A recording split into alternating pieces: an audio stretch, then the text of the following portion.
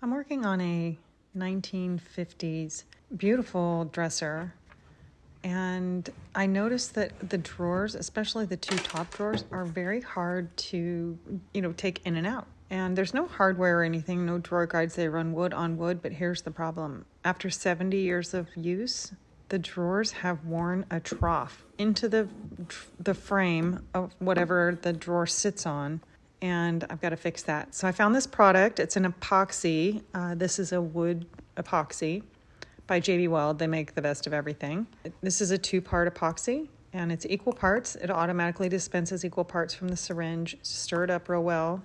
I needed something really hard. I could just Bondo it, but again, with wear, Bondo just wears right off. So this has a really high strength value to it.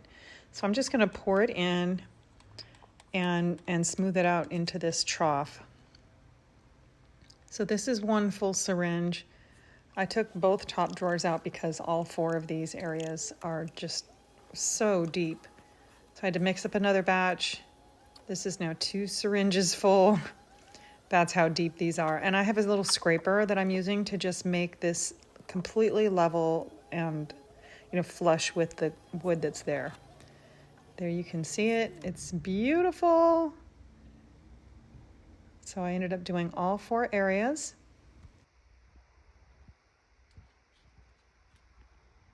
It hardens in 5 minutes, cures in an hour, and I let it sit overnight. This is hard as a rock. So amazing. So these are ready to go. I put the drawers back in, and they just slide so smooth.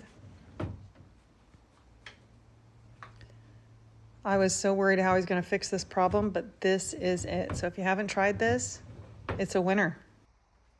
Hope that helped. Be sure to follow for more.